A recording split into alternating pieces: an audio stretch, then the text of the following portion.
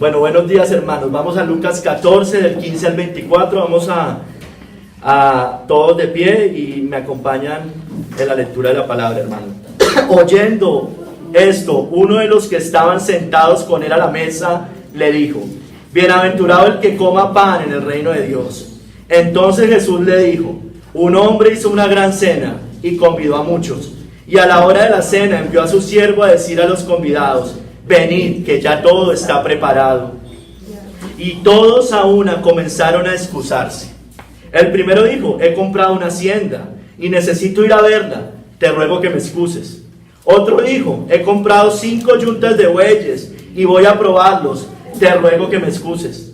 Y otro dijo: acabo de casarme y por lo tanto no puedo ir. Vuelto el siervo, hizo saber estas cosas a su señor. Entonces, enojado el padre de familia, dijo a su siervo: ve pronto por las plazas y las calles de la ciudad y trae acá los pobres, los mancos, los cojos y los ciegos. Y dijo el siervo: Señor, se ha hecho como mandaste y aún hay lugar. Dijo el Señor al siervo: ve por los caminos y por los vallados y fuérzalos a entrar. Subraye por favor esa palabra: para que se llene mi casa, porque os digo que ninguno de aquellos hombres que fueron convidados gustará mi cena. Señor Padre Santo, Señor, te doy gracias por esta palabra, Señor. Que el poder del Espíritu Santo hoy obre en cada uno de nuestros corazones. Confróntanos, Señor. Confróntanos con nuestros pecados, Señor. Ayúdanos a dejar cosas que debemos dejar, Señor. Yo te lo ruego, Señor. Ayúdanos. De verdad, Padre, te lo pido, Señor. Glorifica a tu Hijo hoy. Glorifica a tu Hijo Jesucristo.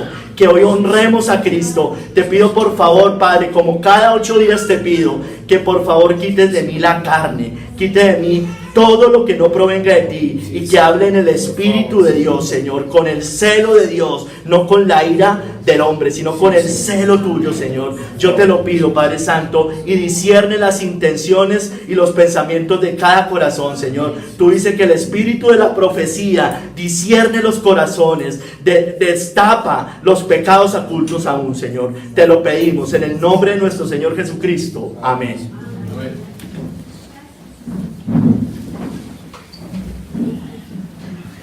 La parábola de la gran cena, hermanos. La parábola de la gran cena. ¿Cuál es el énfasis de esta parábola, hermanos? La oferta del evangelio a las personas de manera general, a los convidados, y las excusas que tienen muchos para rechazarlo. Básicamente de eso se trata esta parábola. Miren lo que nos dice Matthew Henry, el puritano Matthew Henry. En esta parábola, fíjese en la gracia y misericordia gratuita de Dios que brilla en el evangelio de Cristo, lo cual será comida y banquete para el alma del hombre, que conoce sus propias necesidades y miserias. Todos encontraron un pretexto para rechazar la invitación. Esto reprueba a la nación judía por rechazar el ofrecimiento de la gracia de Cristo. También muestra la renuencia que hay para unirse al llamado del evangelio. La ingratitud de quienes toman con liviandad la oferta del evangelio y el desprecio que hacen del Dios del cielo le provocan con justicia a Dios. Los apóstoles tenían que volverse a los gentiles cuando los judíos rechazaron la oferta, y con ellos se llenó la iglesia. La provisión hecha para almas preciosas en el evangelio de Cristo no fue hecha en vano, porque si algunos lo rechazan, los otros aceptan agradecidos la oferta. Los muy pobres y bajos del mundo serán también acogidos por Cristo, como los ricos y grandes. Y muchas veces, y escuchen acá, hermanos, y muchas veces, porque creo que esto nos pega mucho a esta iglesia, el evangelio tiene mayor éxito entre los que laboran bajo desventajas mundanales y con enfermedades corporales. Muchas veces el evangelio pega más entre aquellos que tenemos ciertas comodidades en la vida, hermanos. La casa de Cristo se llenará al final. Será así cuando se complete el número de los escogidos. Hermanos, voy a arrancar, voy a hablar de, esta fue la introducción, voy a hablar de 4 capítulos más. Voy a hablar de la gran cena, la voy a explicar ahorita, posterior que termine la introducción. Voy a hablar de las excusas que atentan contra el seguir a Cristo y la vida espiritual. Después en un tercer capítulo o un cuarto capítulo voy a hablar de que todavía hay lugar en el reino de los cielos. Y al final voy a cerrar con fuérzalos a entrar. Hermanos, dice el verso 15, bienaventurados. Dice, oyendo esto, uno de los que estaban sentados con él a la mesa le dijo, bienaventurado el que coma pan en el reino de Dios. Bienaventurado el que coma pan. Hermanos, mire, esta parábola va posterior a la última que yo había hablado, la parábola de los convidados a las bodas. Va después de ella. Recuerden que hablábamos básicamente en esa parábola, del orgullo y de la acepción de personas, de que unos llegaron y les dijeron no, pasen adelante. Eran los convidados los que el Señor había invitado. El orgullo trata de ello. Y en la segunda parte de la parábola nos habla de hacer acepción de personas, que nosotros hacemos es al revés. Decimos al rico o al que tiene ciertos privilegios pasa adelante. Entonces, y básicamente el versículo que más resaltaba en esa parábola era el que se enaltece será humillado y el que se humilla será enaltecido. Entonces esto lo dice uno de los discípulos. Dice, oyendo esto, uno de los que estaban sentados con él a la mesa le dijo, bienaventurado el que coma pan en el reino de Dios. Lo dice en ese contexto, hermanos. ¿Qué está diciendo él? Qué bueno ir al cielo. Qué bueno ir al cielo, es lo que estaba diciendo él. Todos quieren ir al cielo, eso es cierto, todos quieren ir al cielo. Es una bendición, es dichoso y bendecido aquel que coma el pan en el reino de Dios, está diciendo. Pero ¿quiénes son estas personas que comen el pan en el reino de Dios? ¿Quiénes son ellos que van a comer el pan en el reino de Dios? Son aquellos que en vida hayan comido de Cristo. Escúchenme bien lo que voy a explicar acá. Hayan comido de Cristo, del maná del cielo, del pan de vida. Aquellos que ese alimento, es decir, Cristo, el maná del cielo, les haya sido suficiente para caminar en el desierto de la vida hacia la tierra prometida. Aquellos que no quieran volver a Egipto por los pepinos, melones, puerros, cebollas y ajos. No sé si me estoy haciendo explicar. Recuerden lo que hacía el pueblo judío. Estaban en el desierto y para ellos no era suficiente el maná. Ellos querían volver por los pepinos, por los puerros, por las cebollas. Pero aquellos que el maná del cielo era suficiente, ese maná que el Señor les dio, esos que no se volvieron a Egipto, esos entraron a la tierra prometida. Es igual para nosotros, hermanos. Israel es una sombra de lo que es la iglesia, hermanos. Nosotros somos el Israel de Dios. Todo lo que pasa en Israel es una enseñanza para la iglesia, hermanos. Aquellos que no volvieron por eso, que no quieren volver por eso, entrarán vivos a la Jerusalén celestial, hermanos, vivos. No quedarán tendidos y muertos en el desierto como aquellos israelitas. Estos comerán el pan en el reino de Dios, hermanos. Y ojalá todos los que estemos aquí sentados seamos de aquellos, hermanos. Ojalá Dios nos ayude para seguir corriendo la carrera cristiana, que es gloriosa porque lleva la vida, aunque el camino sea angosto, hermanos. Acompáñenme a Juan 6 del 48 al 58, hermanos.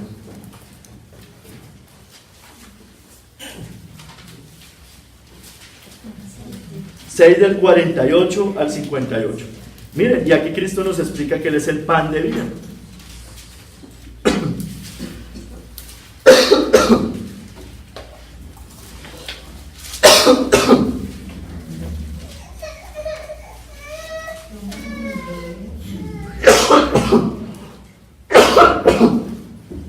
Dice el Señor, yo soy el pan de vida. Vuestros padres comieron el maná del desierto y murieron. Este es el pan que desciende del cielo, para que el que de él come no muera. Yo soy el pan vivo que descendió del cielo. Si alguno comiere de este pan, vivirá para siempre. Y el pan que yo daré es mi carne, la cual yo daré por la vida del mundo. Entonces los judíos contendían entre sí diciendo, ¿cómo puede éste darnos a comer su carne? Jesús les dijo, de cierto os digo, si no coméis la carne del Hijo del Hombre y bebéis su sangre, no tenéis vida en vosotros, hermanos. El que come mi carne y bebe mi sangre tiene vida eterna, y yo le resucitaré en el día postrero. Porque mi carne es verdadera comida y mi sangre es verdadera bebida. El que come mi carne y bebe mi sangre, en mí permanece y yo en él. Como me envió el Padre viviente y yo vivo con el Padre, asimismo el que me come, él también vivirá por mí. Este es el pan que descendió del cielo, no como vuestros padres comieron el maná y murieron. El que come este pan vivirá eternamente. Lógicamente esto no tiene nada que ver con lo que hace la Iglesia Católica Romana con la transustanciación, y por ello ellos inventaron esa doctrina tan aberrante que es la transustanciación, en el cual dice que se están volviendo a comer al Hijo de Dios. Eso es un sacrificio pagano lo que están haciendo ellos. Aquí lo que está hablando es precisamente lo que les estaba explicando ahorita, es que Cristo haya sido suficiente, ese maná del cielo haya sido suficiente y no nos haga falta la comida de Egipto, la cebolla, los puerros, los pepinos, ni nada de esas cosas, hermanos. Es que ya no vivo yo, mas Cristo vive en mí, y lo que ahora vivo, lo vivo por la fe en el Hijo de Dios. Eso es, hermano, y no es obras, es fruto, hermano, porque es una fe sobrenatural, es una fe que se la ha dado a todos los escogidos de Dios, porque esta es la victoria que ha vencido al mundo, nuestra fe, hermanos, nuestra fe, esa fe que es un regalo inmerecido, un don de Dios, hermanos. La gran cena, hermano, mire, versos 16 y 17. Entonces Jesús le dijo: un hombre hizo una gran cena y convidó a muchos. Y a la hora de la cena envió a su siervo a decir a los convidados: venid, que ya está todo preparado. Entonces la gran cena, dice, el hombre hizo una gran cena y convidó a muchos. Es una gran comida preparada por el Señor. Es un gran banquete donde hay muchos convidados, muchos. El mismo Señor la ha preparado. Es una gran celebración donde no ha escatimado absolutamente nada. Óigame bien. Ha puesto el becerro más grande, el cordero sin mancha y sin defecto, el que no escatimó ni a su propio Hijo, sino que lo entregó por todos nosotros. ¿Cómo no nos dará también con él todas las cosas? Es su propio Hijo como pan del cielo para su pueblo, hermanos. Recuerden cuando vimos la parábola del hijo pródigo. Dice, ya se mató el becerro gordo, el becerro grande. Se refería a Cristo mismo, hermanos. Cristo mismo, hermanos. Ese es el pan que descendió del cielo, hermanos. Cristo mismo, mejor dicho, Dios mismo, entregando a su propio Hijo para esa celebración, hermanos. Ese es el pan que descendió del cielo, hermanos. Ese es el pan, Cristo mismo, el Cordero de Dios, que se entregó por los pecados de todos nosotros, su pueblo bendito, escogido desde antes de la fundación del mundo, hermanos. Pero ¿qué nos dice también? Que todo está listo, que ya todo está listo. Dice, y a la hora de la cena envió a su siervo a decir a los convidados: venid, que ya todo está preparado. Ya todo está preparado, ya la comida está lista. Cristo, el pan de vida, ya bajó del cielo. Él se hizo carne, y aquel verbo fue hecho carne y habitó entre nosotros, y vimos su gloria, gloria como del unigénito del Padre, lleno de gracia y de verdad. Ya la cena está lista, ya la comida está lista, hermanos. Ya está, ya Él sacrificó a su Hijo, ya lo entregó por todos nosotros.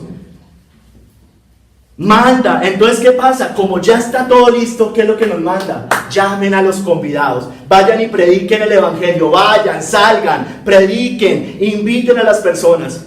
Manda al Señor a venir, los invita a que vayan a la cena, que ya todo está preparado. He aquí ahora el tiempo aceptable, he aquí ahora el día de la salvación, dice 2 Corintios 6:2, hermanos.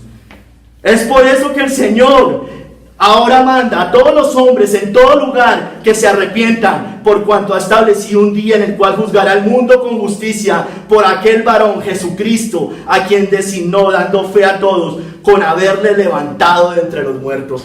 Hermanos, Cristo descendió del cielo no solamente para morir, sino para resucitar triunfante de la muerte, hermanos. Ya todo está preparado, ya vayan y prediquen, es lo que dice el Señor, ya está listo. Se tiene que completar hasta el último de los gentiles, pero ya está listo, hermanos. Vayan, vayan, es lo que nos está diciendo el Señor. Ay, hermanos, no hay opción. Por medio de sus siervos llama y dice: venid, que ya todo está preparado, Señor. Ya todo está preparado, hermanos. El Evangelio es el llamado, no lo rechacen. Y lo introduzco para un tercer capítulo, que tal vez es la parte más gruesa de este sermón. Las excusas. Las excusas que atentan contra el seguir a Cristo y seguir la vida espiritual, hermanos. Dice el verso 18 al 20 del Lucas 14. Y todos a una comenzaron a excusarse. El primero dijo: he comprado una hacienda y necesito ir a verla. Te ruego que me excuses. Otro dijo: he comprado 5 yuntas de bueyes y voy a probarlos. Te ruego que me excuses. Y otro dijo: acabo de casarme y por tanto no puedo ir. Hay 3 tipos de excusas acá, hermanos. Hay 3 tipos de excusas. Voy a tratar de explicar esos 3 tipos de excusas, hermano. Y el que tenga oídos para oír, que oiga, hermanos. Que oiga. Mire, la primera excusa, la prosperidad y lo que tiene que ver con el mundo. El primero dijo: he comprado una hacienda y necesito ir a verla. Te ruego que me excuses. Compró una hacienda esta persona. Había comprado algún terreno, había comprado alguna casa, algún sitio donde iba a descansar, algún sitio donde iba a pasar seguramente su vejez esta persona. ¿Qué cosas son las que impiden, hermano? ¿Qué cosas son las que impiden? Empezar a prosperar, hermano. Empezar a prosperar muchas veces es una maldición para las personas. Es mayor prueba la prosperidad que la pobreza, hermanos. Tristemente es así. Tristemente es así, hermanos. Empezar a prosperar, las posesiones, las cosas materiales, la diversión, el ocio, la recreación. Recuerden los pecados de Sodoma. ¿Recuerdan los pecados de Sodoma? Orgullo, soberbia el primero. Abundancia de pan. Comían, bebían como Noé. Y abundancia de ociosidad, dice. Abundancia de ociosidad. El mundo hoy vive así, hermano. Yo les decía a muchos hermanos, estamos igual que en las Saturnalias, hermano. Todos los esclavos saliendo a vacaciones a final de año, a mitad de año, viviendo igual que vive el mundo, hermanos. Exactamente igual, hermanos. La diversión, el ocio, la recreación. ¿Qué excusas tienen estas personas? Espero que usted y yo no seamos de estos, hermanos. Tengo que administrar las bendiciones de Dios, dicen ellos. No, pues si el Señor me dio eso, yo tengo que administrar, dicen algunos. Quiero vivir y disfrutar la vida. Merezco descansar, hay mucho trabajo, dicen algunos. Estoy muy joven. Yo después me comprometo. El otro año. Ya habrá tiempo para eso. No todo es Dios, Biblia e iglesia, dicen algunos. No hay que ser exagerados. Por un día que falte yo no me voy a condenar, dicen algunos. Hermano, sí, eso es verdad. Usted no se condena por venir o no venir a la iglesia, hermano. ¿Sabe usted por qué se va a condenar? Porque si usted sigue pensando así, quiere decir que no era un escogido de Dios. Porque un cristiano verdadero nunca piensa así. Ese es el problema, hermanos. Ay, pero mire, es que por un día que falte no me va a condenar. Entonces los domingos, pero eso sí, si tienen una reunión familiar, un paseo, ir al cine, para eso sí no tienen problema. Los jueves nos reunimos, pero si tienen alguna otra cosa, para eso sí no tienen problema. No les duele nada. Es más, hasta trasnochan. Pero no, para las cosas del Señor, para eso sí no hay tiempo nunca. Hermano, usted no se va a condenar por no ir los jueves o los domingos. Usted se va a condenar, es porque si sigue pensando así, quiere decir que usted no ha nacido de nuevo, porque un cristiano jamás piensa así. Un cristiano añora las cosas del Señor. Un cristiano se quiere reunir con el pueblo de Dios. Un cristiano añora ese tipo de cosas, hermanos. Los deportes, ay, pero es que yo los domingos jugaba fútbol. ¿Y ahorita qué voy a hacer? Las reuniones, ay no, pero es que no. El ocio, la recreación, la diversión. Mire, todo eso. Hoy estamos en una sociedad que cada vez está más marcado de ello, señores, perdón, me iba a decir señor. ¿Por qué, hermanos? Mire, todo esto atenta, si usted se pone a analizar, contra el día del Señor. Cuarto mandamiento. Todos los planes son los fines de semana. Todos los viajes, todo este tipo de cosas son los fines de semana. Todo, póngase usted a pensar. Pero el mundo, para hacer cualquier cosa un domingo no tiene problema. Pero para congregarse, para reunirse con el pueblo de Dios, para honrar el día del Señor, para eso sí no puede. Para eso sí existen todas las excusas habidas y por haber, hermanos. Es más, estas personas tienen hasta justificación bíblica para esto. Dicen, los patriarcas eran prósperos. ¿Yo por qué no puedo ser próspero? Abraham tenía terrenos y no sé qué, dicen estas personas. Dios descansó y disfrutó de la creación. Y entonces yo, ¿por qué no? ¿Sí me entienden cómo empiezan a manipular todas esas cosas? Dice, ay, en la Biblia existía el año sabático, dicen algunos. Hermanos, miren. No torzamos las escrituras, hermano. No torzamos las escrituras. Lo que dice el Señor es: no améis al mundo ni las cosas que están en el mundo. Si alguno ama el mundo, el amor del Padre no está en él. Porque todo lo que hay en el mundo, los deseos de la carne, los deseos de los ojos y la vanagloria de la vida, no proviene del Padre, sino del mundo. ¿Qué también dice la Biblia? Oh almas adúlteras, decía Javier hace 8 días. ¿No sabéis que la amistad con el mundo es enemistad contra Dios? Cualquiera pues que quiera ser amigo del mundo se constituye enemigo de Dios. Mira, hay personas que gastan más tiempo planeando sus próximas vacaciones que orando y leyendo la Biblia. Están en vacaciones y ya están pensando en las vacaciones de Semana Santa, en las de mitad de año, en las de octubre. ¿Cuáles son estas? Las de octubre, las de semana de receso, y ya están planeando, y ya para eso sí hay tiempo. Están pensando más en esas cosas, hermano. Hermano, así no puede vivir un cristiano. Estamos en una guerra, hermano, estamos en una batalla. Hermano, nosotros no podemos vivir nuestra vida enfocados y esclavizados de cómo vive el mundo, hermanos. Entendamos eso. Ay, Marco, es que no puedo volver a salir a descansar. Hermano, yo no estoy diciendo eso. Yo no estoy diciendo eso, hermano. Pero es que hay personas que viven solamente para eso.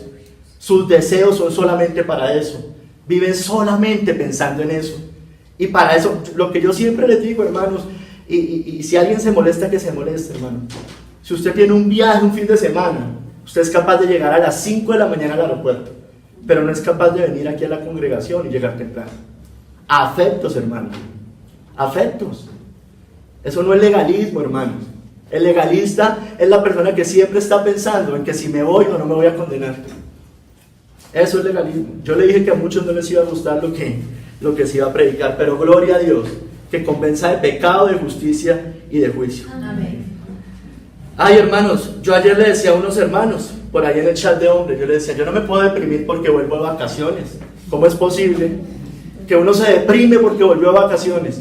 Hermano, usted está amando el mundo. De gracia a Dios que por lo menos tiene unos días de descanso. Pero hermano, la batalla, el frente de batalla es acá, somos soldados de Cristo. Amén. No podemos estar pensando así, hermanos. Estamos como en los días de Noé, comiendo, bebiendo y dándonos en casamientos. No podemos vivir así, hermanos, con todo respeto, no podemos vivir así. No podemos vivir así. La segunda, esa es la prosperidad, tiene que ver con el mundo. El trabajo. Otro dijo, he comprado 5 yuntas de bueyes y voy a probarlos, te ruego que me excuses. Miren, tiene que ver con el trabajo. ¿Qué cosas impiden? Los títulos, los estudios, y no solo sus propios estudios, sino los estudios de sus hijos, los ascensos en el trabajo, los horarios en el trabajo, la avaricia, la codicia, el amor al dinero, pero que todo eso no resulta en más que en falta de fe. ¿Por qué? Porque miren las excusas que dan estas personas, y espero que nosotros no seamos de ellos. Debo producir, dicen. Debo trabajar duro para proveer a mi familia, dicen. El dinero no alcanza. No quiero que mis hijos sufran lo que yo sufrí, dicen. Se les suena, ¿no es cierto? Siempre estamos pensando igual que el mundo. Debo graduarme, debo progresar, debo prepararme más. Hermano, y no se han dado cuenta que están en la misma carrera de ratas que corre todo el mundo. Entonces me dice uno, ay, entonces no trabajo. No, hermano, no estamos diciendo eso. Pero usted no vive para eso. Su trabajo apenas es un medio por el cual usted honra y glorifica a Cristo, hermanos. Y estas personas tienen justificación bíblica, como siempre. Tuercen, como decía Pedro de Pablo, estos, los inconstantes y los dos, tuercen para su propia perdición. Mire lo que dicen estas personas, justificaciones bíblicas, porque él saca de la escritura pero la tuerce. El hombre dice, yo soy el proveedor, yo tengo que trabajar. Pero ¿sabe qué es lo más triste? Que las mujeres están pensando igual. La carga de la provisión, mujeres, no es suya, es del hombre. Por favor, mujeres, así lo determinó el Señor. El proveedor es el hombre, no la mujer. Si la mujer por gracia de Dios y por cosas, puede hacer ciertas cosas sin descuidar sus hijos, que es su principal ministerio, pues eso ya será otra cosa, hermanos. Pero créanme que un trabajo secular, como los de hoy, de 6 a 6, a usted no le va a dejar tiempo para cumplir la labor que el Señor le encomendó. Yo soy el proveedor, dicen ellos. Es que la Biblia dice que el que no trabaja y que no coma. Entonces yo tengo que trabajar como un burro. Debemos ser diligentes, como la Biblia habla de ser diligentes. Debemos ser diligentes. Con mi trabajo sirvo al Señor, dicen unos. Y están esclavizados en sus propios trabajos. Pero hermanos, ¿sabe qué dice el Señor? Trabajad, lo dice en Juan 6:27, no por la comida que perece, sino por la que a vida eterna permanece, la cual el Hijo del Hombre os dará, porque a este señaló Dios el Padre. Dice más, buscad primeramente el reino de Dios y su justicia, y todas estas cosas os serán añadidas. Hermanos, no podemos caer en la misma carrera de ratas, hermano. Obedezca al Señor, que la palabra de Dios, y se lo garantizo, dice que no ha visto justo desamparado, ni que su descendencia mendigue pan. Nos cuesta creer eso, pero yo, ¿cómo voy a vivir si antes vivíamos con 2 sueldos? Y ahorita mi esposa se va a dedicar a los hijos. Hermano, no podemos pensar como piensa el mundo. No podemos pensar así, hermano. Nosotros somos un pueblo diferente. Mire cómo vivían los puritanos. Sería bueno que leyéramos de cómo vivían los puritanos, cómo honraban al Señor, cómo glorificaban a Cristo en todas las cosas. Y su hogar era uno de sus principales ministerios, pero cumpliendo los roles cada uno que el Señor le encomendó. Así es, hermanos. Así es, hermanos. La tercera excusa, la tranquilidad, la paz. Y otro dijo, acabo de casarme, por tanto no puedo ir. O sea, como que quería esta persona una luna de miel eterna.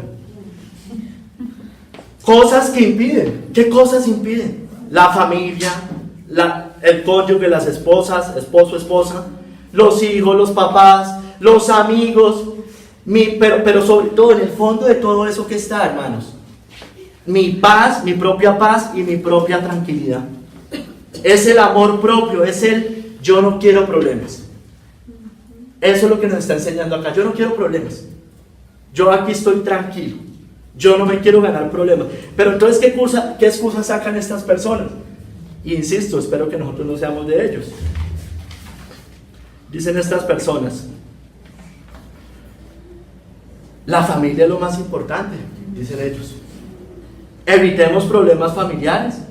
Mi esposo es inconverso, lo gano con mi testimonio. No es necesario predicarle, él es mi cabeza, dicen algunas mujeres, ¿no? En familia no se habla ni de política ni de religión, no, lo dicen muchas veces, ¿no? Yo no vuelvo a predicar porque entonces me gano problemas. Yo no le vuelvo a decir nada a nadie porque eso siempre me gano problemas. Es el día de la madre, es el cumpleaños de mi papá, por eso no voy el domingo a la iglesia. Tenemos una reunión familiar, yo allá les predico, dicen ellos. El domingo es día familiar, dicen algunos. Mire, y tienen justificación bíblica estas personas. Dicen entre comillas, ¿no? Dicen, Dios instituyó la familia, dicen ellos. Sí, es cierto, Dios instituyó la familia. Eso es muy cierto. Dicen, en Corintios dice que al cónyuge inconverso se gana con entendimiento. No debemos ser entonces yo no le predico, dicen algunas. O algunos también. Dicen, no debemos ser contenciosos. Dice la palabra de Dios que no seamos contenciosos. Dios es amor. Finalmente Dios estuvo con los pecadores. Somos sal y luz de la tierra. Hermanos, no manipulemos las escrituras. No manipulemos las escrituras. O sea, el Señor, el fin no justifica los medios con el Señor, hermano. Usted no puede, usted tiene que hacer eso sin dejar de hacer lo otro. ¿Sí me hago entender? Usted honra a su familia sin dejar de deshonrar al Señor. ¿Sí me hago entender? Sin deshonrar la palabra de Dios. Entonces, pero hermanos, ¿qué es lo que dice el Señor? Finalmente eso es lo que importa. Estamos hablando de la paz, mi propia tranquilidad, mi propio amor propio, el yo no quiero problemas, el que mi familia es lo más importante, y volvimos una vaca sagrada nuestra propia familia. Un ídolo levantamos muchas veces. Pero ¿qué dice el Señor? No penséis, la conocemos muy bien, que he venido para traer paz a la tierra. No he venido para traer paz, sino espada. Porque he venido para poner en disesión al hombre contra su padre, a la hija contra su madre y a la nuera contra su suegra. Hermanos, esto lo dice la Escritura. Y los enemigos del hombre serán los de su casa. A Cristo le pasó, hermanos. El que ama a padre o madre más que a mí, no es digno de mí, dice la Escritura. El que ama a hijo o hija más que a mí, no es digno de mí. Y el que no toma su cruz y sigue en pos de mí, no es digno de mí. Tomar la cruz es muerte, significaba en ese momento. Era muerte, porque las personas eran sacrificadas en la cruz. Tomar la cruz, lo que el Señor le está diciendo es: usted es cristiano y vive como cristiano, y eso le puede costar la vida. No es digno de mí. El que haya su vida la perderá, y el que pierde su vida por causa de mí la hallará. Hermanos, finalmente esto se resume en los que la palabra cayó en pedregales, recuerden, que tropezaban, y en los espinos que la ahogan. Vayan a Mateo 12, del 21 al 22.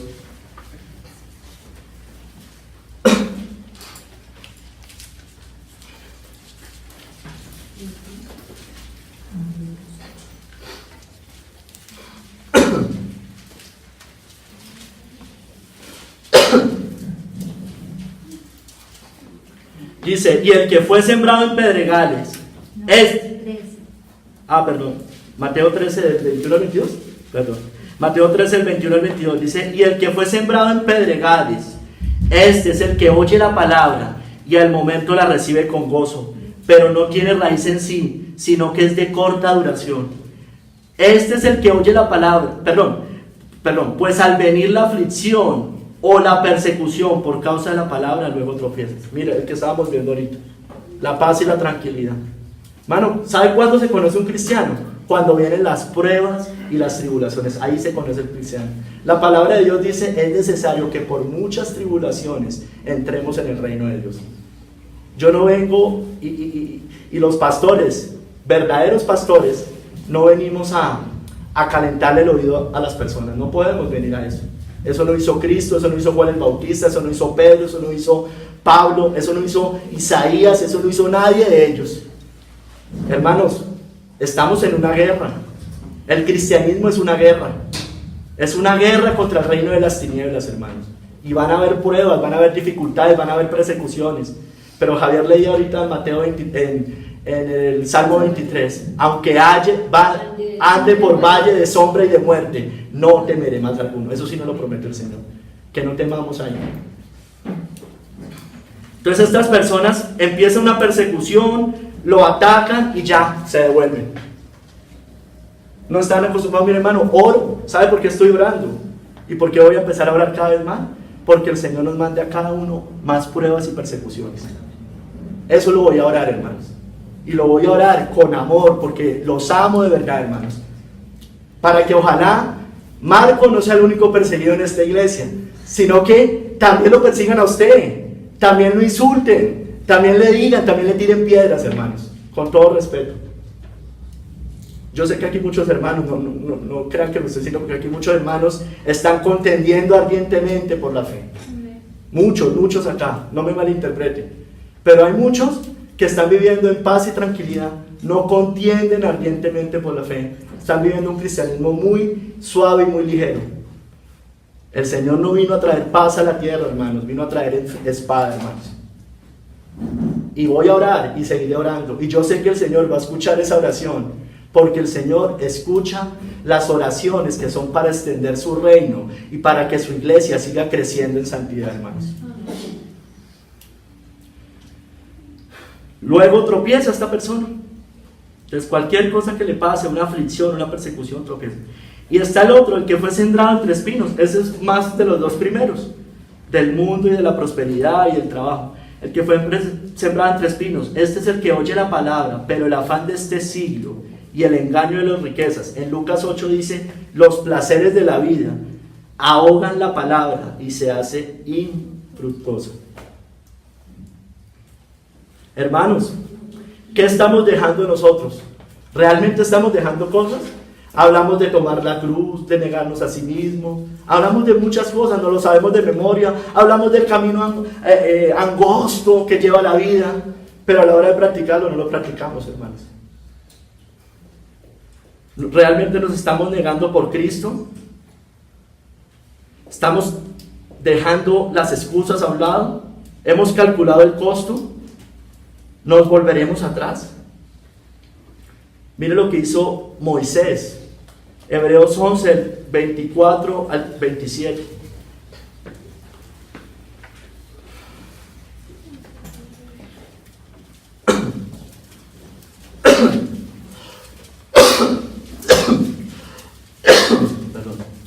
Dice, por la fe Moisés, hecho ya grande, rehusó. Mire lo que dejó Moisés. Mire lo que dejó Moisés. Hebreos 11, del 24 al 27. Está hablando de los héroes de la fe. Y aquí empieza la remorse. Por la fe Moisés, hecho ya grande, rehusó llamarse hijo de la hija de Faraón. Mire, es que él sí tenía que dejar cosas, hermano. Usted y yo, ¿qué tenemos que dejar?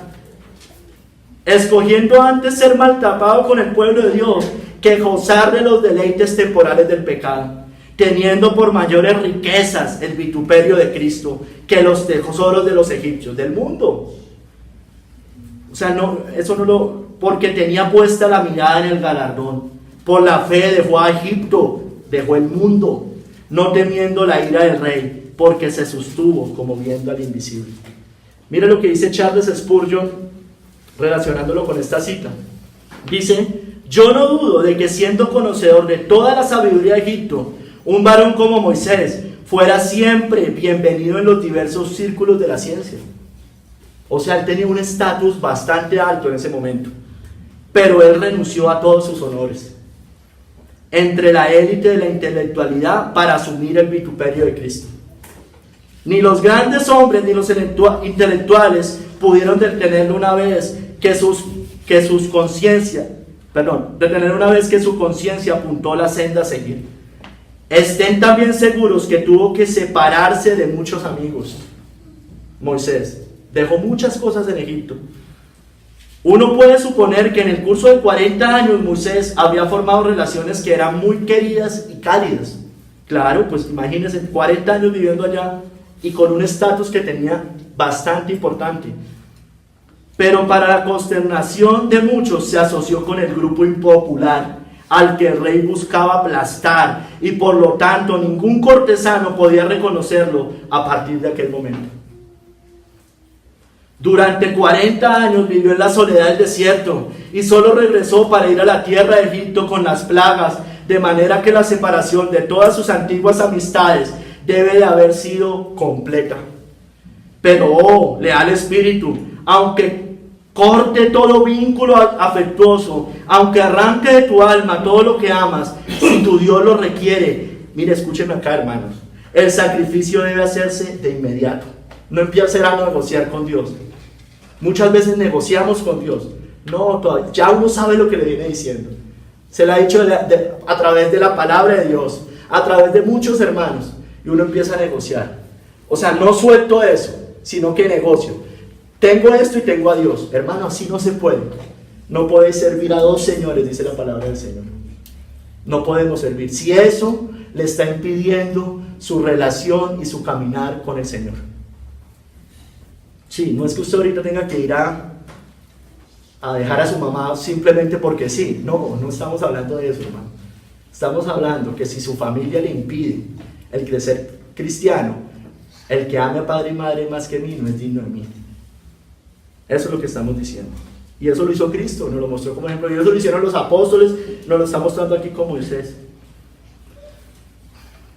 Si tu fe te ha mostrado, lo que les decía ahorita, que ocupar tu presente posición o en lo que estás implica complicidad con el error o el pecado, entonces rompe con todo sin mayores consideraciones. Dejemos nuestros ídolos, hermanos. No permitas que las redes del cazador te retengan, y conforme Dios te dé libertad, asciende libre de trabas y alaba a Dios por la libertad. Jesús dejó a los ángeles del cielo por tu causa, cristiano. ¿No puedes dejar tú la mejor compañía por su causa? Hermanos, hijitos, guardaos de los ídolos, dice la palabra de Dios. Los ídolos no es simplemente el prenderle una vela a la Virgen María. Los ídolos es todo aquello que roba el primer lugar en el corazón de Dios, para Dios. Todo aquello que nos aparta del Señor. Todo aquello que no permite, por ejemplo, congregarnos. Eso es un ídolo. Todo aquello que nos impide leer la palabra de Dios. Todo aquello que nos impide orar. Todo aquello que nos impide deleitarnos en la ley del Señor, hermanos. Eso es un ídolo, hermano. Y eso no lo dice Marco Silva, eso lo dice la Escritura y se cansa de decirlo todo el tiempo. Miren, otras excusas. Lucas 9, del 57 al 62.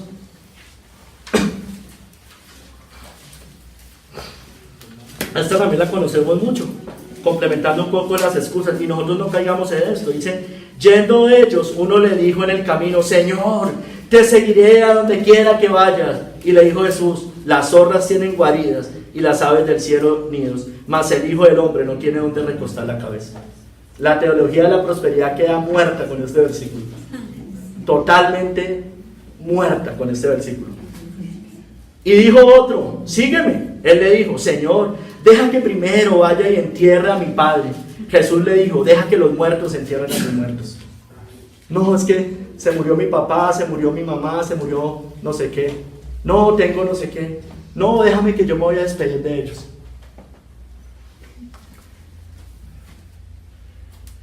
Deja que los muertos entierren a sus muertos, y tú ve y anuncia el reino de Dios. Entonces también dijo otro: te seguiré, Señor, pero déjame que me despida primero de los que están en mi casa. Y Jesús les dijo: ninguno que poniendo su mano en el arado mira hacia atrás es apto para el reino de Dios. Tremendo, ¿no? Y eso lo dice la Escritura, eso lo dijo Cristo. Excusas y más excusas. El otro año, después, es que fue, que fue. Así vivimos, hermanos. Mire, esto va después, Lucas 14, del 25 al 33. Esto va posterior a la parábola que estamos leyendo, y es el de calcular el costo. Dice: grandes multitudes iban con él, y volviéndose les dijo: si alguno viene a mí y no aborrece a su padre y madre y mujer e hijos y hermanos y hermanas, y aún también su propia vida, no puede ser mi discípulo. Por supuesto que el Señor no está diciendo que usted tenga que odiar a su mamá. Lo que está diciendo es que el Señor está primero, y si eso implica dejar a padre y madre, usted lo tiene que hacer. Y el que no lleva su cruz y viene en pos de mí no puede ser mi discípulo. No puede, hermano, no puede. Porque ¿quién de vosotros, queriendo edificar una torre, no se sienta primero y calcula los gastos, a ver si tiene lo que necesita para acabarla? No sea que después que haya puesto el cimiento y no pueda acabarla, todos los que lo vean comiencen a hacer burla de él, diciendo: este hombre comenzó a edificar y no pudo acabar. O que rey, al marchar a la guerra contra otro rey, no se sienta primero y considera si puede hacer frente contra 10,000 al que viene contra él con 20,000. Y si no puede, cuando el otro todavía está lejos, le envía una embajada y le pide condiciones de paz. Así pues, cualquiera de vosotros que no renuncie a todo lo que posee no puede ser mi discípulo. Mire, ¿sabe qué? Entre otras cosas que nos enseña esta parábola, que Cristo no nos trae con mentiras a usted y a mí. Cristo nos está diciendo: mire, este es el Evangelio. ¿Me quiere seguir? ¿Me quiere seguir? Hoy, ¿qué hace la iglesia moderna? Dios tiene un plan maravilloso. Dios tiene un plan maravilloso. Ven a la iglesia, se te van a solucionar todos los problemas. Mire lo que nos dice el Señor: no. Calcule el costo. El Evangelio implica persecución, puede implicar muerte, implica tribulación, implica angustia, implica que usted y sus familias lo van a dejar, implica que usted se va a ganar enemigos. El Señor no vino a calentarnos el oído ni a engañarnos, hermano, y que el Señor nos ayude en esta iglesia a seguir haciendo esto. Por eso es que no hay que preocuparse si una persona que ya conociendo el Evangelio no lo quiere seguir y se quiere ir de la iglesia. Hermanos, ¿para qué queremos personas que no quieren caminar en santidad? Son una carga para la iglesia, después de haber escuchado el Evangelio, me refiero. No estoy refiriendo a personas que recién están llegando. Personas que ya lo conocen, ya saben qué es caminar el camino angosto y se devuelven. Hermanos, esas personas realmente son apóstatas de la fe. Son personas que volvieron atrás, son personas como la mujer de Lot que miró hacia atrás.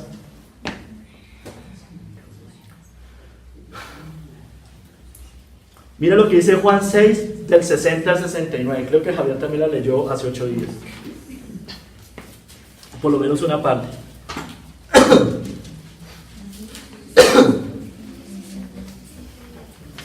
A la iglesia del Señor, hermanos, está bienvenido todo aquel que quiera caminar en los caminos de Cristo.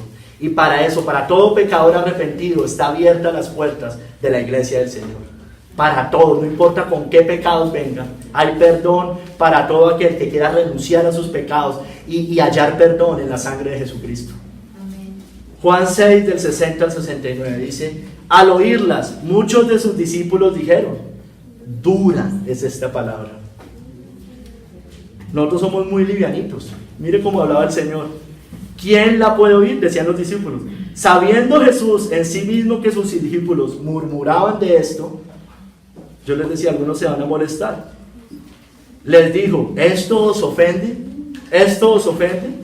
Pues que si vieres al Hijo del Hombre subir a donde estaba primero. El Espíritu es el que da vida, la carne para nada aprovecha. Las palabras que yo os he hablado son espíritu y son vida. Pero hay algunos de vosotros, y ojalá esta escritura no se esté cumpliendo en este momento precisamente, pero hay algunos de vosotros que no creen. Porque Jesús sabía desde el principio quiénes eran los que no creían y quién le había de entregar. Y dijo: por eso os he dicho que ninguno puede venir a mí si no le fuere dado por el Padre. Hermanos, ¿por qué? Porque es un milagro, hermano. Es un milagro, es la victoria, la fe, la victoria que ha vencido al mundo, hermanos. Esto no se puede con el libre albedrío, entre comillas, del hombre. Esto se puede con un poder sobrenatural, un poder del Espíritu Santo, el nuevo nacimiento que nos hace que nosotros podamos ir a Cristo porque fue dado por el Padre. El falso creyente, ahorita voy a explicar un poco eso, pero también cabe acá, el falso creyente que no ha vivido y ha experimentado el nuevo nacimiento, no puede entender al cristiano que realmente quiere caminar en los caminos de Cristo. Desde entonces, mire lo que dice allá, muchos de sus discípulos volvieron atrás. El Señor no vino a adorar la píldora, Él no vino, Él no le interesaba eso, Él sabía, Él vino a buscar y a salvar lo que se le había perdido. Si a usted no le interesa el Evangelio, hermano, usted no es de los míos. Así de sencillo. A usted no me fue dado por el Padre. Y ya no andaban con Él. Dijo entonces Jesús a los 12: ¿queréis acaso iros también vosotros? Le respondió Simón Pedro: Señor, ¿a quién iremos? Tú tienes palabras de vida eterna. Y nosotros hemos creído y conocemos que tú eres el Cristo, el Hijo del Dios viviente, hermano. Porque es como decía de Moisés, tenía por más riquezas y más gloria, las glorias de Cristo, el vituperio de Cristo, que los deseos del mundo. ¿A quién más iremos si solamente Cristo tiene palabras de vida eterna? ¿Quién más nos va a llevar al cielo sino el mismo Redentor, aquel verbo que se hizo carne y que habitó entre nosotros? ¿Quién más nos puede llevar? ¿Quién más es el arca que nos libra de la ira y la venganza de Dios en el diluvio que se viene? ¿Quién más sino el propio Cristo? ¿A quién más iremos, hermanos, si solamente Cristo tiene palabras de vida eterna? Hermanos, ¿tendremos excusas o le seguiremos sin importar el costo? Pregunto, ¿realmente? Porque es que cuando estamos bien, todos decimos amén. Pero viene la primera prueba, la primera persecución y ahí desfallecemos. ¿Volveremos atrás? ¿Para usted es dura esta palabra? ¿Es dura esta palabra? Es decir, ¿es duro el Evangelio para usted? ¿Qué estamos dejando por él, hermanos? ¿Realmente estamos dejando cosas por él? ¿O queremos el cristianismo sirviendo a dos señores? ¿Por qué estamos corriendo? ¿Por qué corremos? ¿Por la camilla que perece o por la que a vida eterna permanece? En pruebas, tribulaciones, persecuciones, ¿nos esconderemos? ¿Echaremos para atrás? ¿Callaremos? ¿Seremos como perros mudos?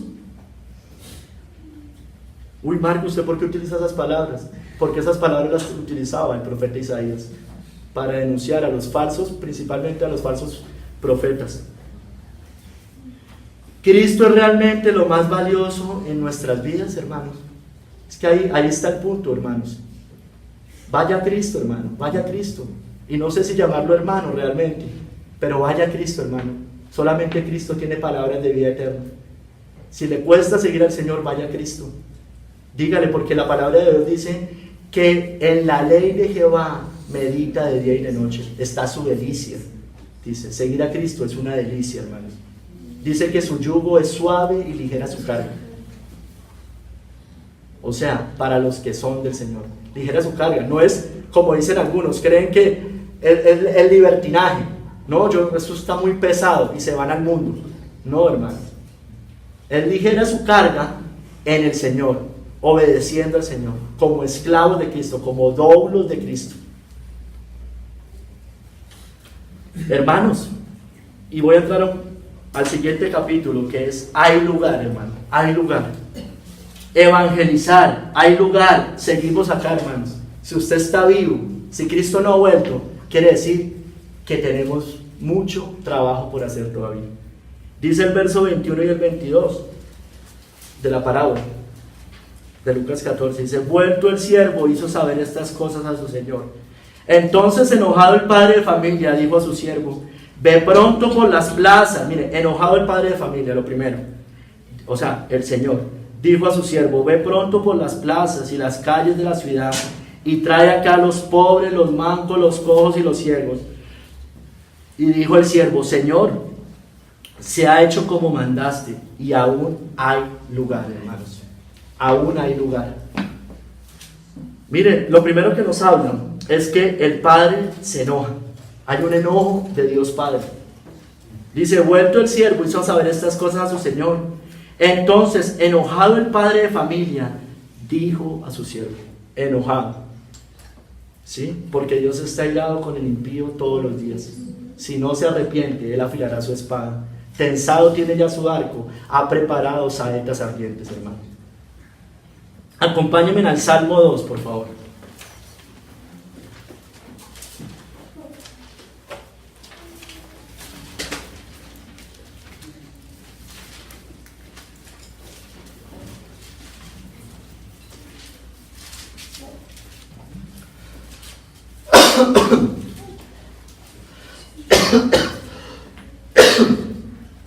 ¿Por qué se amotinan la gente? Voy a leer todo el salmo. ¿Por qué se amotinan las gentes y los pueblos piensan cosas vanas? Se levantarán los reyes de la tierra y príncipes consultarán unidos contra el Señor y contra su ungido, diciendo, y por favor subraya esta palabra, rompamos sus ligaduras. Eso dice el impío. Rompamos las ligaduras de Dios. Eso es una carga pesada, eso es un yugo. Rompamos sus ligaduras y echemos de nosotros sus cuerdas. El que mora en los cielos se reirá, el Señor se burlará de ellos, luego hablará a ellos en su furor y los turbará con su ira. Pero yo he puesto mi rey sobre Sión, mi santo monte. Yo publicaré el decreto. El Señor me ha dicho, mi hijo eres tú, yo te engendré hoy. Pídeme y te daré por herencia a las naciones y como posesión tuya los confines de la tierra. Está hablando a Cristo, de Cristo. Los quebrantarás con vara de hierro, como vasija de alfarero los desmenuzarás, y como posesión tuya los confines de la tierra. Como vasija de alfarero los desmenuzarás. Ahora pues, oh reyes, sed prudentes, admitid amonestación, jueces de la tierra. Y subraya esto que voy a leer ahorita. Servid al Señor con temor y alegraos con temblor. Honrad al Hijo para que no se enoje y perezcáis en el camino, pues se inflama de pronto su ira. Bienaventurados todos los que en él confían, hermanos. Mire, eso es lo que quiere hacer la humanidad. La humanidad quiere romper las ligaduras de Dios. La Revolución Francesa fue siglo XVIII, Javier, creo que sí, siglo XVIII, Revolución Francesa. Era eso, nos queremos liberar del fantasma de Dios, decían y eso es alabado por todo el mundo, la Revolución Francesa. Pero ¿qué era lo que querían? Que Dios no estuviera gobernando, que Dios no estuviera como rey. Eso es lo que querían. Pero usted y yo, o el falso creyente, hace lo mismo, romper sus ligaduras. Esto es muy pesado, esto es un yugo. Dios me dio libertad. No, hermano, el Señor no nos dio libertad para pecar. El Señor no nos dio libertad para irnos al mundo, olvídese. El Señor nos dio libertad para vivir en sus mandamientos y servirle libremente. No como una obediencia de obra, sino como una obediencia de agradecimiento por pura gracia. Tristemente, la humanidad sigue rechazando el Evangelio de Cristo. Quieren romper las ligaduras del señorío de Cristo. Prefieren vivir en la podredumbre del reino de Satanás, revolcándose en el pecado y el mundo, antes que en las moradas eternas del reino de los cielos, donde mora la santidad y la justicia. Muchos quieren entrar sin vestido real a la fiesta, bajo sus propias condiciones, pero el enojo y la ira de Dios se manifiestan. Serán atados de pies y manos y echados a las tinieblas de afuera, como nos dice Mateo 22, 14. Pero también hoy hay muchos que dicen ser judíos o cristianos, los que dicen ser judíos, o sea, los que dicen ser cristianos, pero no lo son. O sea, muchos que se creen cristianos, que van a la iglesia, pero ellos no quieren escuchar el mensaje verdadero. Esa es la realidad. De arrepentimiento, de abandonar el pecado, el mundo, de negarse a sí mismo. Eso sí no lo quieren escuchar.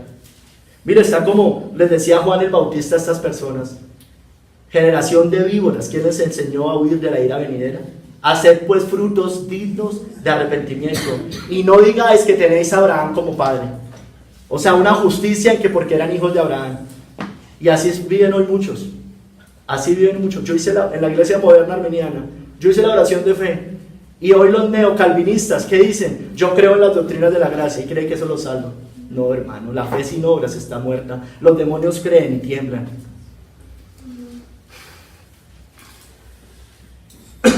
Tienen su propia justicia, les decía, los reformados con las doctrinas de la gracia, los falsos reformados, los muertos, porque hay reformados que sí siguen los caminos de Cristo, gloria a Dios, y también la iglesia arminiana con la oración de fe. No hay mucha diferencia con aquellos que tienen una salvación por obras, realmente lo mismo, están haciendo lo mismo, están confiando en eso, están confiando en una justicia propia, no en la justicia de Cristo. Tienen apariencia de piedad estas personas, pero ellos niegan la eficacia de ella. Ellos no entienden lo que significa nacer de nuevo, pues en sus vidas no lo han experimentado. Esa es la realidad. Por eso odian a los cristianos verdaderos, pues se sienten confrontados ellos mismos. Ellos ven a un cristiano que quiere caminar en los caminos de Cristo, y ese falso creyente se confronta, le da rabia y atacan como perros a los cristianos verdaderos. Esa es la realidad, hermano, porque nunca han experimentado el poder de Dios. ¿Y sabe qué dice la Escritura? Que el Evangelio no vino en palabras, sino en poder. El poder del Espíritu Santo, el poder del nuevo nacimiento, el poder sobrenatural sobre sus hijos.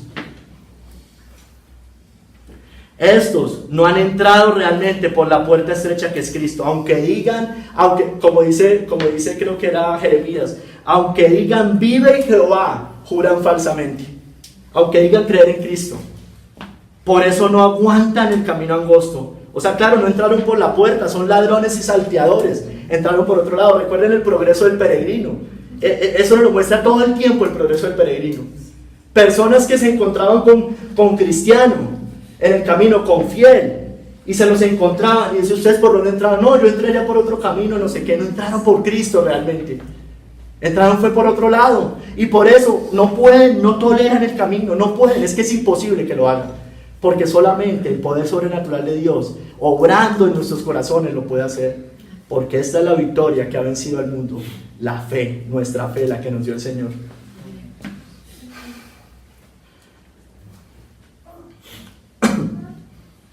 No, ellos no quieren admitir amonestación, estas personas. Ellos no quieren dejar sus pecados. Usted les habla de que se arrepientan, de que no están viviendo como vive un hijo de Dios. Y lo primero que le dicen, ay, no me juzgue. Es que luego no todos somos pecadores. Es que usted acaso se cree perfecto, acaso usted no peca. Siempre le están diciendo ese tipo de cosas. Ellos rechazan a los siervos del Señor. El Señor finalmente se ríe de ellos porque no están honrando a su Hijo. como dice aquí el Salmo, honrad al Hijo para que no se enoje. Eso desata la ira del Padre y hace que perezcan en el camino y queden tendidos en el desierto. Entonces, ¿qué pasa, hermanos? Estas personas no quisieron escuchar, estas personas no quisieron oír. Entonces, ¿qué nos dice el Señor? Vayan a los enfermos, ve pronto por las plazas y las calles de la ciudad y trae acá a los pobres, mancos, cojos y ciegos. Y aquí no estoy hablando de una persona que usted le predicó y entonces como ya no quiso escuchar, usted ya no le vuelve a predicar. No, hermano, estamos hablando de personas que realmente han entendido esta Biblia, la conocen, fueron iluminados, gustaron del don celestial, entienden muy bien lo que es el camino angosto, así como los judíos de la época de Cristo. Entonces por eso Pablo dice, yo limpio, desde ahora me voy a los gentiles. Al igual que la humanidad caída, la iglesia de hoy, les decía, tanto calvinistas, neocalvinistas, como arminianos modernos y como todo lo que, nombres que se quieran poner, que no quieren seguir a Cristo, que no se quieren someter al señorío de Cristo, son sordos, ciegos y mudos, están muertos, pero se creen sanos, y eso es lo más terrible, hermanos. Por eso es tan difícil predicarle a esas personas, porque creen que saben, se creen sanos, pero no saben. Dicen ser judíos, pero no lo son. Dicen ser cristianos, pero no lo son.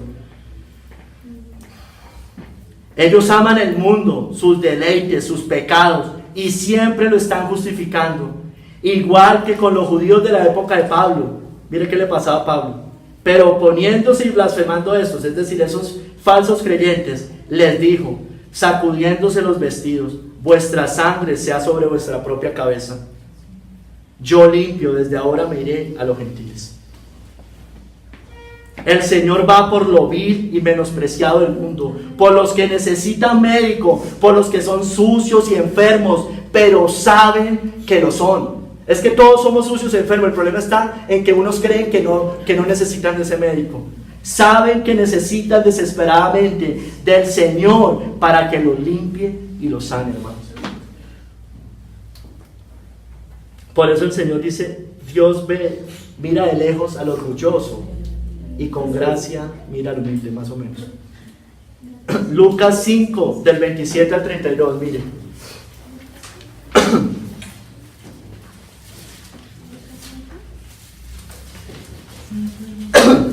Se me fue el tiempo.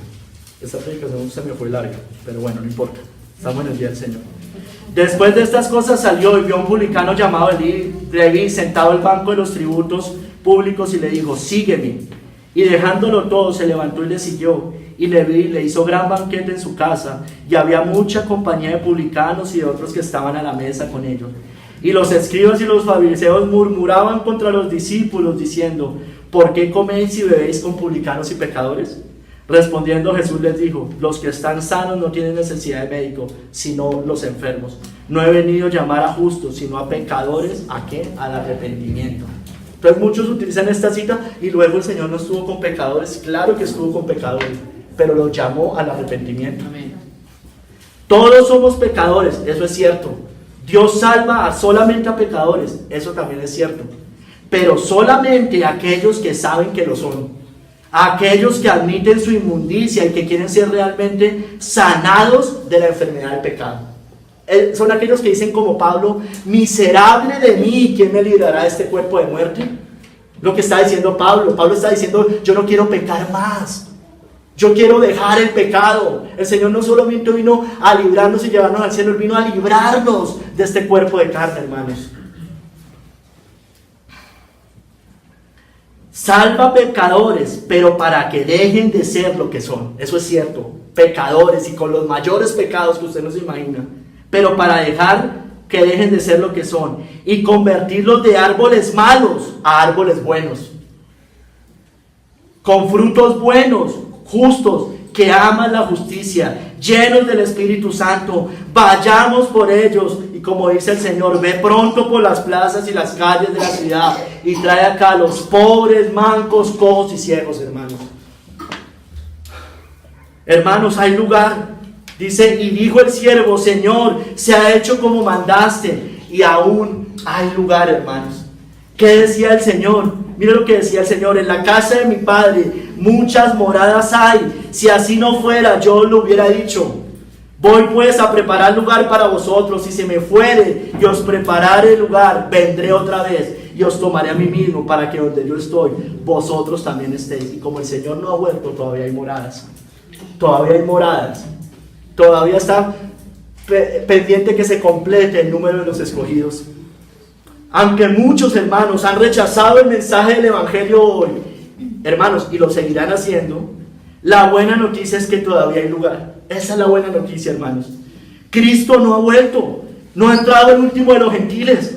Hay moradas para más hermanos, para nuestra verdadera familia. Vayamos a buscarlos. Hay todavía muchos pobres, mancos, cojos y ciegos caminando por las calles. La puerta aún no se ha cerrado. Hay lugar para las moradas eternas. Debe ser todavía predicado el Evangelio en todos lados. Cristo no ha vuelto, y será predicado este Evangelio del reino en todo el mundo para testimonio a todas las naciones. Y entonces vendrá el fin, hermanos. No ha venido el fin porque no ha entrado hasta el último de los gentiles. No se ha predicado el Evangelio todavía en todo el mundo, hermanos. Todavía hay gente todavía hay muchos mancos, cojos y ciegos por las calles, hermanos. Hermanos, aún hay lugar. Aún hay lugar, hermanos. Pero mire lo que nos enseña esta parábola también. Nos dice que fueron y que había lugar. Y en este último capítulo dice: fuérzalos a entrar. Siga insistiendo, hay más. No se desanime, hermanos. No se desanime. William Carey estuvo predicando 7 años en la India. 7 años, escúcheme bien, sin ningún convertido. 7 años, hermanos. Y nosotros, a la primera vez que nos dicen que no, yo no los voy a predicar. No, hermano. ¿Usted imagina unos 7 años de misionero y ninguna alma convertida? Hermano, yo hubiera desertado al mes. Dice verso 15 y 17, dijo el Señor al siervo: ve por los caminos. O sea, le dijo: mire, todavía hay lugar. Se enojó, dijo: ve por los vallados, no sé qué, Dijo el Señor al siervo: ve entonces por los caminos y por los vallados, y fuérzalos a entrar. Fuérzalos, mire lo que dice la Escritura: para que se llene mi casa, porque os digo que ninguno de aquellos hombres que fueron convidados gustará mi cena. Fuérzalos a entrar, hermanos. Ay, no, que es que yo ya le prediqué y es que la elección, entonces yo no predico. No, hermano, el Señor nos mandó a predicar, soberanamente nos mandó a predicar.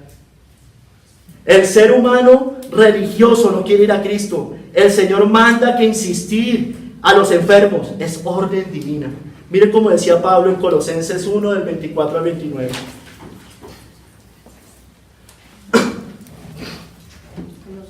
Colosenses 1, 24 a 29 dice: ahora me gozo en lo que padezco por vosotros, y cumplo en mi carne lo que falta de las aflicciones de Cristo por su cuerpo. Mire, que es la iglesia. O sea, él sufría por la iglesia, Pablo, de la cual fui hecho ministro según la administración de Dios que me fue dada para con vosotros. ¿Para que qué? Para que anuncie cumplidamente la palabra de Dios, el misterio que había estado oculto desde los siglos y edades, pero que ahora ha sido manifestada a sus santos, a quienes Dios quiso dar a conocer. Aquí está la soberanía de Dios, pero mire lo que sigue diciendo: las riquezas de la gloria de este misterio entre los gentiles, que es Cristo en vosotros, la esperanza de gloria.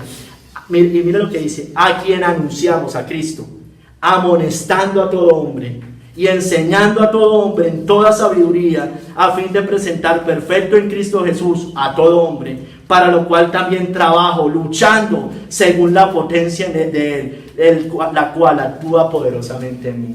Mire la soberanía de Dios. La soberanía de Dios, se los he dicho muchas veces, nunca la entendió la iglesia histórica como algo inactivo. Como ya hay escogidos, entonces yo no predico. No. Las más grandes misiones fueron llevadas por personas calvinistas que entendieron la soberanía de Dios en la salvación. Aunque el Señor no nos necesita, hermanos, debemos ser diligentes en predicar. Debemos seguir insistiendo, debemos seguir buscando. La soberanía de Dios, les decía, nunca fue entendida de forma inactiva. Al contrario, las más grandes misiones de la historia de la iglesia fueron hechas por hombres que entendieron la soberanía de Dios en la salvación. Sabían que el Señor es soberano, sí, pero soberanamente determinó salvar a su pueblo con la locura de la predicación, obrando el soberano Espíritu de Dios, convenciendo soberanamente de pecado, de justicia y de juicio a quien quiere y como quiere. Pero quiso también soberanamente encomendarnos a nosotros la misión de llevar el Evangelio a todo el mundo, que seamos sus testigos, para que su pueblo sea completado. Debemos esforzarnos en ello, no desmayar, ir a los enfermos, insistir, persistir, clamar, anunciar a Cristo, llamar al arrepentimiento, a tiempo y fuera de tiempo, amonestando a todo hombre, hermanos. Pues, ¿cómo pues invocarán en aquel en el cual no han creído? ¿Y cómo creerán en aquel de quien no han oído? ¿Y cómo dirán sin haber quien les predique? Hagamos caso a la voz del Señor, que nos dice a sus siervos: ve por los caminos y por los vallados y fuérzalos a entrar, hermanos. Fuérzalos a entrar. Escuchen, hay un sermón de Spurgeon que se llama fuérzalos a entrar. Es tremendo ese sermón. Hermanos, yo les pregunto, iglesia, cada uno, iglesia, y ojalá todos estén escuchando, ¿cuándo fue la última vez que anunció a Cristo? ¿Cuándo fue la última vez que usted anunció a Cristo? Le pregunto. Yo le pregunto, ¿usted va a las evangelizaciones de la iglesia? Entonces alguien me dice, sí, yo voy. Bien, muy bien, está bien. Le pregunto, ¿usted predica ya? Porque podemos ir, pero no predicar. ¿Se contenta solo con eso? Se los he dicho. Si usted se contenta únicamente con la evangelización mensual de la iglesia, hermano, usted no está siendo testigo de Cristo. ¿Cuándo fue la última vez que anunció a Cristo? ¿Cuándo fue la última vez que predicó a Cristo? ¿Cuándo fue la última vez? ¿Está discipulando a alguien? Porque esa es otra. La evangelización va mucho más allá de simplemente presentar el evangelio. Va a hacer discípulos a todas las naciones, enseñándoles a obedecer. ¿Está discipulando a alguien?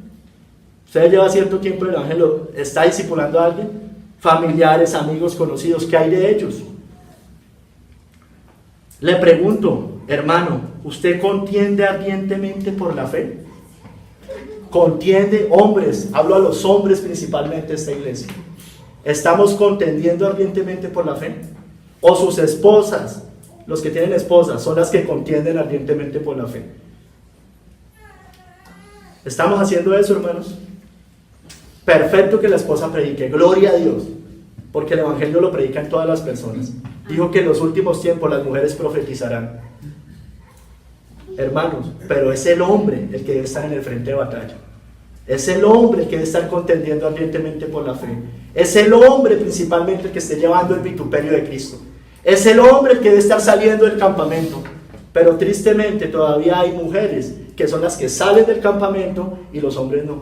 Y ahora la solución no es que la mujer deje de hacer lo que está haciendo bien para que el hombre no se vea tan mal. No, el hombre se tiene que poner por encima de ello.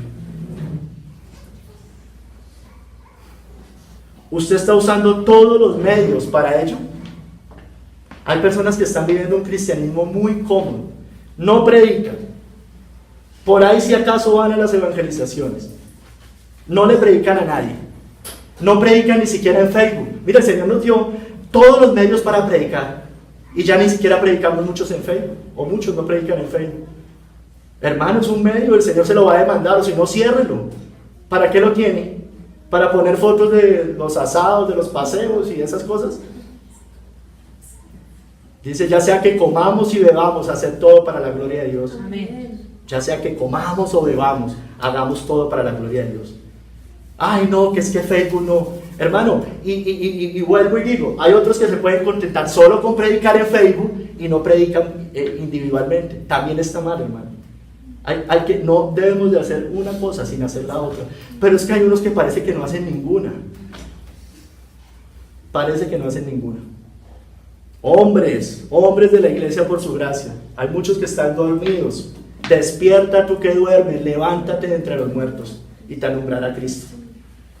Sus mujeres están llevando el vituperio de Cristo y muchos están dormidos en sus cosas, en sus placeres, en sus deleites, en sus trabajos, en muchas cosas. ¿O será, ahora no es que, vuelvo insisto, no es que las mujeres dejen de predicar? ¿O es que estamos temiendo a los insultos, a los problemas en las persecuciones? Hermanos, estamos siendo testigos de Cristo. ¿Somos testigos de Cristo verdaderamente? Dijo, nos mandó a ser testigos. Testigos es a dar testimonio de Cristo, a dar testimonio del que nos rescató. ¿O será que usted es un perro mudo? ¿Será que usted todavía es un mudo? Dice que el Señor vino por los mancos, por los cojos, por los ciegos, por los mudos. Por los ciegos para que vean, por los sordos para que oigan, y por los mudos para que hablen. No es un fruto de un cristiano aquel que no predica. No es fruto de un cristiano. Hay muchos que están viviendo un cristianismo muy cómodo. No están tomando la cruz.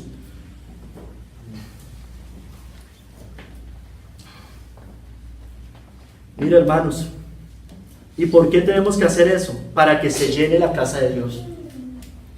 Dice, para que se llene mi casa. No descansaremos hasta que entren todos nuestros hermanos completos.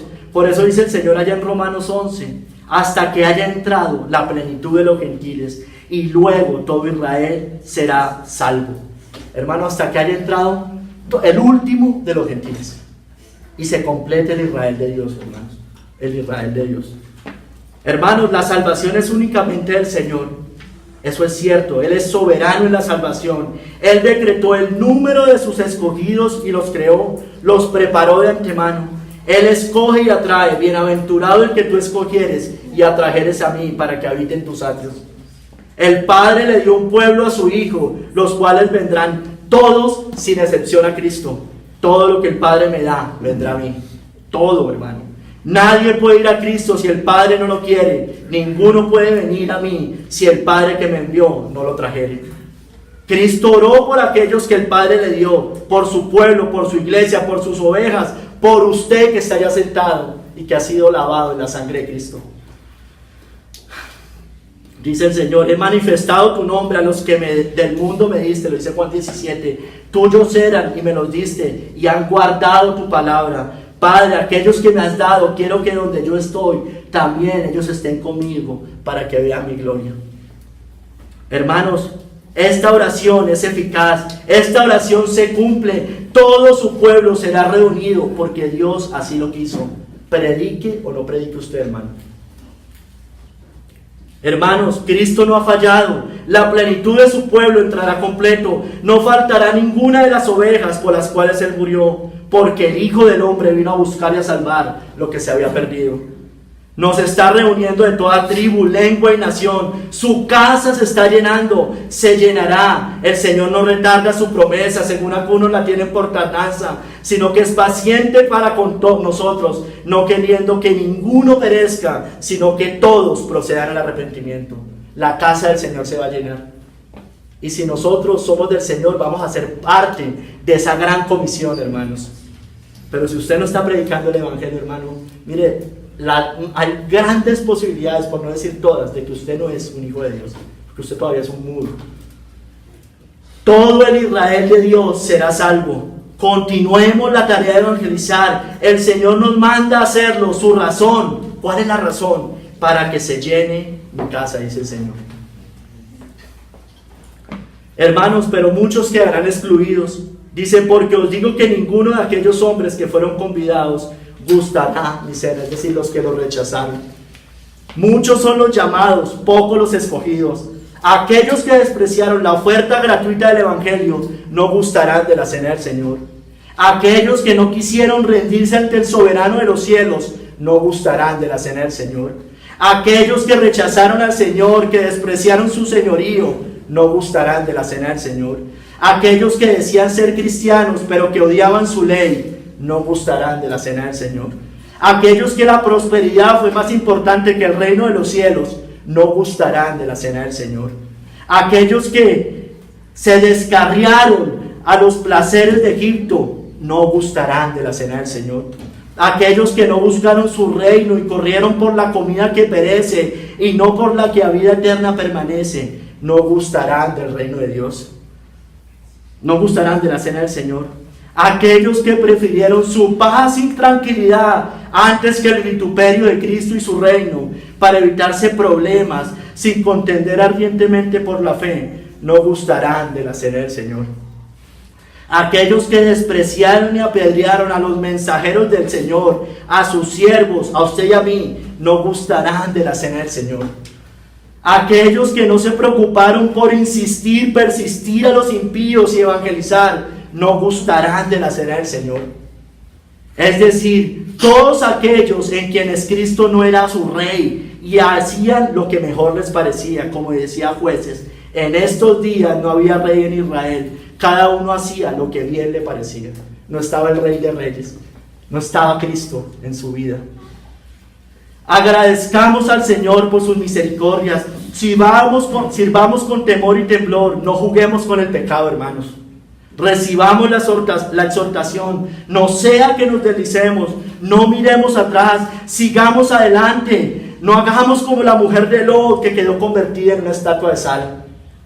Vayamos por los enfermos para que la casa de nuestro Dios se llene, dependamos de Él y nosotros gustaremos de la gran cena del Señor. Bienaventurado el que coma pan en el reino de Dios. Señor Padre Santo, yo te doy gracias por esta palabra. Gracias Señor, por favor, despiértanos, Señor, de verdad despiértanos en todo sentido, Señor. Despierta esta iglesia, Señor. Despierta a los que están dormidos, Señor, por favor. Despierta, concede salvación, Señor. Produce de verdad un despertar del Señor. Yo te ruego, por favor, Señor, que no estemos en la comida, en la bebida y en las cosas del mundo, sino que entendamos que esto es una batalla. Ay, Señor, ayúdanos a seguir contendiendo ardientemente por la fe, Señor. Padre Santo, quedamos en tus manos y permite que esta palabra obre en cada uno de nuestros corazones. Amén.